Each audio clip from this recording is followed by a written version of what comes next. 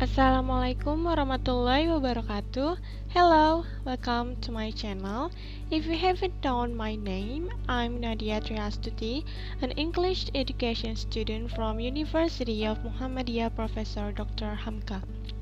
In this video, I'm going to tell you about one of the reading method called SQ3R. Before I show you how to apply this method on the journal called What Are Journals For?, which is published online on March 2015 by Annals. First, we should know what is SQ3R method. So, basically, it's a reading comprehension method named for its 5 steps: survey, question, read, recite, and review. Now, we will do the first step, which is survey. In this step, all you need to pay attention is quickly scan the reading. Take note of the titles. Here is the title of this journal. It's called What Are Journals For? By Listen. And then subheadings, which are abstract. What does the journal have to do? What more can journals provide? The role of journals for researchers. And the last is the future of journals. But there's also the key messages and also reference. Because in this reading section there is no bold-faced words, graphics, and also photographs to get an overview of the reading section, all we need to do is just take note of the titles and also subheadings. Moving on to the next step, which is question. Turn headings and subheadings into questions to focus on your reading. I have made some questions for this step which are gonna show in slide. I only got 4 questions which I take from the subheadings in the journal. The first one is, what does a journal have to do? The second is, what more can journals provide? The third is, why are journals important for researchers? And the last question is, who set out his vision for the future of research communication? To find the answer to this question, we must read the journals to find it. That's why the third step is read. Because I was turning the subheadings into questions, so the first question goes to the first subheadings. What does the journal have to do? Now, we need to find the answer of this question. We need to quickly scan the reading to find the answers. Here is the answer. Oldenburg and Hooke understood that the journal had to perform the following 4 functions if it was to meet the needs of both author and reader. The first one is registration of the author's claim to the work. The second is certification. The third is dissemination. And the fourth is archiving. But there's an addition that could be added to Oldenburg's list, which is navigation. So, in total, the journal had to perform the 5 functions, which are registration of the author's claim to the work, certification, dissemination, archiving, and also navigation. For the question 2, what more can journals provide? We are gonna read the second subheadings, which the title is the same. So, quickly scan the reading section in this subheadings, and we finally find the answer on the last paragraph.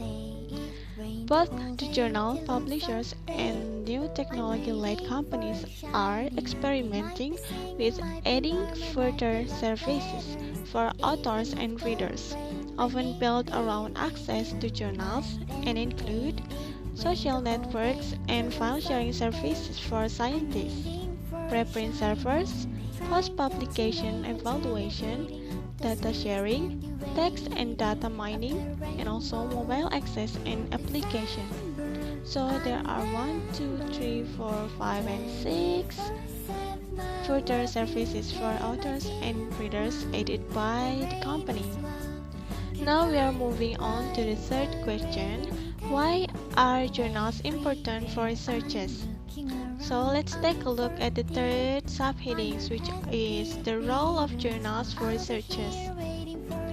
Now we're gonna read these subheadings or these paragraphs in these subheadings to find the answer. Quickly scan. And the first one is journal are the final output of most research, and also it's their performance and productivity that will be judged largely on the number of publications as well as where they appear. And journals have become deeply embedded in academic infrastructure because they are central to career paths.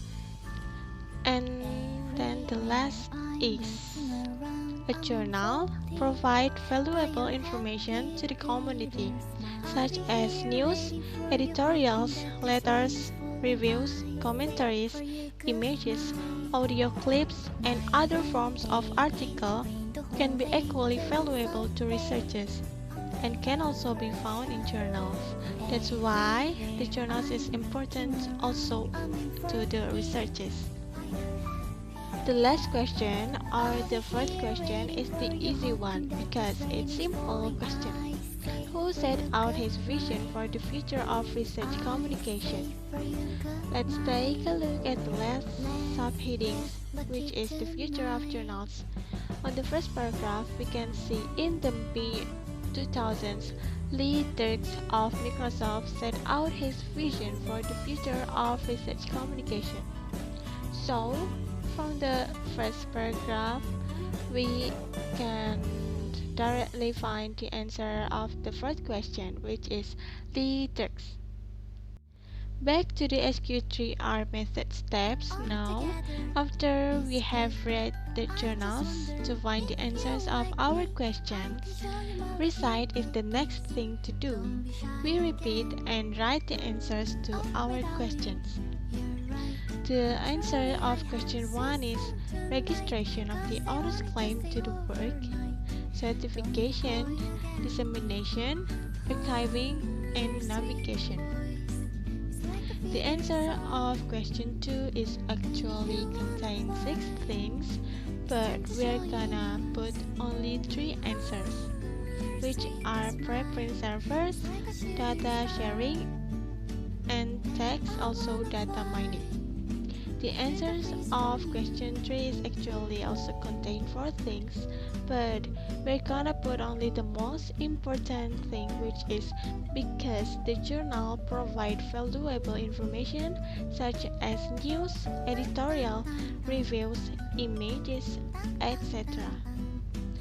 And the last answer of question 4 is Lee Dirks of Microsoft. That's the easy one. Now it's finally time to do the last step of this SQ3R reading method, which is review. Just as the reviewing course, it's to summarize the information we have got from the journals. And from the journal, we know that the journal had 5 functions in total, provide more 6 things, important for researchers, and also has planned for future of research communication. Okay, that's all for today's video, which is the application of SQ3R reading method. I hope you guys get the information from what I have shared in this video. See you guys in the next video. Goodbye. Wassalamualaikum warahmatullahi wabarakatuh.